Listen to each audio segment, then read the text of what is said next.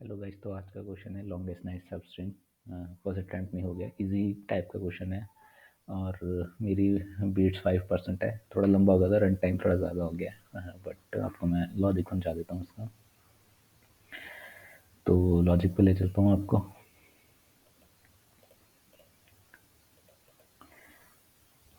तो longest night सब string क्या होगी? A string S is a nice if every letter in alphabet S contains it appears both in upper case and lower case character. For example this string है A B B, तो ए जो है उसका बड़ा version भी है, चाहे जितनी बार आ रहा हो, बट है इसमें एक ही बार आ रहा है। वैसे एग्जांपल में आपको ये टेस्ट केस भी सोच के चलना पड़ेगा कि अगर कोई छोटी स्ट्रिंग है तो उसका अपर केस एक बार तो आनी चाहिए, एक से ज़्यादा बार भी आ सकता है। ठीक है, बी है तो बी का तो आ ही रहा है, जितनी बार है हमें कोई फर्क नहीं पड़ता, बट आ रहा है।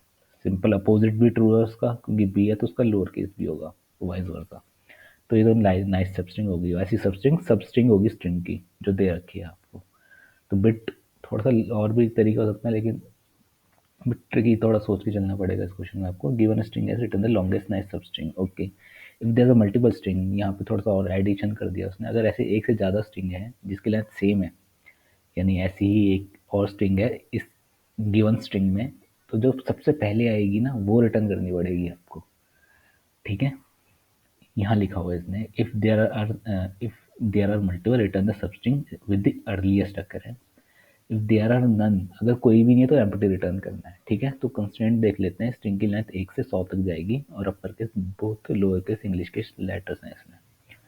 फर्स्ट एग्जांपल इसने दे रखा है कि ये वाला, तो इसमें ये वाली स्ट्रिंग नहीं है। एक मतलब एक एक करके देखेंगे, ये नहीं है, ये नहीं, ये नहीं, ये नहीं, पूरी पूरी भी नहीं होगी क्योंकि z नहीं है अपर केस में। ठीक है, फिर ए से स्टार्ट करेंगे, ऐसे ए से लास्ट तक देंगे। ये वाली स्ट्रिंग है जो सबसे लॉन्गेस्ट है। एक तो ये शॉर्टेस्ट स्ट्रिंग आएगी, ये अपर केस, फिर ये आएगी। ये पहली लॉन्गेस्ट सब स्ट्रिंग होगी। अगर इससे ज़्यादा वाली कोई होगी, अगर वाई कैपिटल में भी होता तो वो होती। ठीक है, इसका आंसर ए नहीं होगा, इसका आंसर ए होगा, क्योंकि वो लॉन्गेस्ट भी है और सबसे पहले भी आई है 3 लेंथ की। अगर 3 लेंथ की बाद में भी कोई आती है और उसे 4 लेंथ की नहीं आती, तो सबसे पहले वाली अकरेंस की मैं रिटर्न करूंगा। ठीक है, तो ये क्वेश्चन था इसमें, ये तो हो गई ना, क्योंकि ये नहीं होगा क्योंकि एक दो तो चाहिए कैरेक्टर कम से कम। तो मैं लॉजिक पे ले जाता हूँ।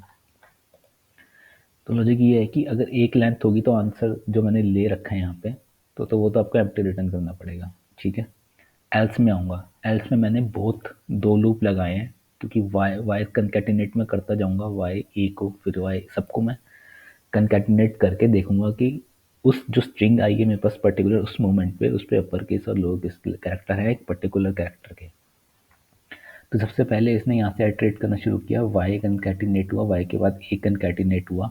ठीक है, अब मैं आर का ही लूप चला लूंगा। अब आर में देखूंगा कि अगर अब वाई आ रहा है मेरा अपर केस में, अपर केस की स्काई वैल्यू होती है 65 से 90 तक होती है, और जो लोअर केस की होती है 97 से 122। अब मैं देखूंगी वो अपर केस में पढ़ रहा है कि लोअर केस में पढ़ रहा है।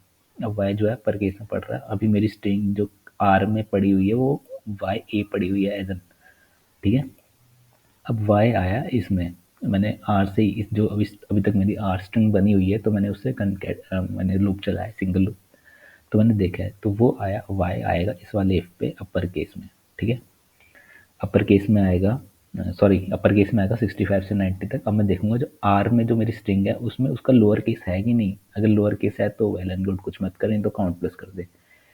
ऐसे काउंट प्लस हो जाएगा क्योंकि वो है नहीं। अब मैं जब जैसे ये लूप खत्म होगा ना, कभी भी एल्स में नहीं आना चाहिए मेरा आंसर। अब जैसे ही काउंट 0 होगा तभी मैं ऐड करूंगा उसको सेट में। अब सेट कैसे क्यों लिया मैंने, लिंक्ड है सेट क्यों लिया है? एक तो इंसर्शन ऑर्डर मेंटेन करेगा। इंसर्शन ऑर्डर मैंने इसलिए मेंटेन कराया है क्योंकि उसने लिखा है कि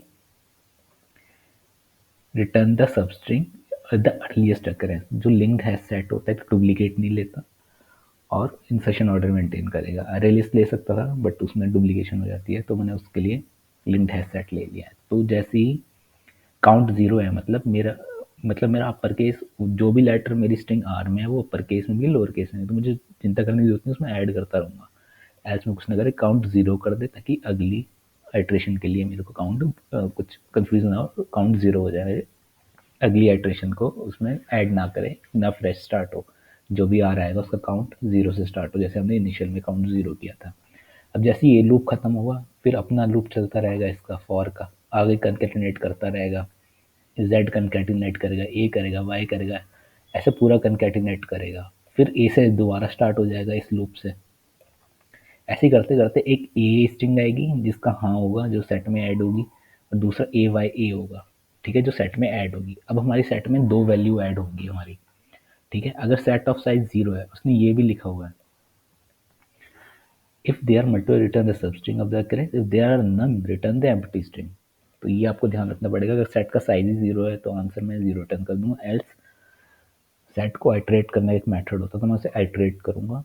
सेट डॉट आइटरेटर मेथड होता है, उसको आइटरेटर में हैज नेक्स्ट नेक्स्ट करके, अगर वो मैक्स से ग्रेटर है, मतलब मुझे पहली स्ट्रिंग चाहिए जो सबसे बड़ी हो, सबसे पहले तो मैं बड़ी स्ट्रिंग निकाल लूंगा, और सबसे पहली अगर एक ग्रेटर देन इक्वल टू नहीं किया मैंने, क्योंकि वो लास्ट आ जाती, फिर जो लास्ट मैक्सिमम, मुझे फर्स्ट मैक्सिमम चाहिए, तो मैंने greater than S to dot length greater than max किया, और मैक्स की वैल्यू मैंने क्या ली है, मिन वैल्यू। इंटीजर डॉट मिन वैल्यू कुछ माइनस में जाती है, तो ऑफकोर्स जो पहली वैल्यू आएगी वो तो मैक्स से ग्रेटर ही होगी, तो मैं उसको मैक्स, उसकी लेंथ मैक्स में कर दूंगा, और वही मेरा आंसर होगा। अब ऐसे करते करते ए ए आएगा, फिर ए ए आएगा जो 2 से ग्रेटर था, तो वही मेरा आंसर बन जाएगा। इसके बाद कोई सब्सटेंस 3 की आएगी ही नहीं, ठीक है, तो वही मेरा आंसर हो जाएगा। और ये सारे टेस्ट केस इसमें मैंने पास करवा लिए हैं, एक्सेप्टेड है ये। तो ये था क्वेश्चन, थोड़ा इजी है, थोड़ा कंफ्यूजिंग लगेगा आपको करने में।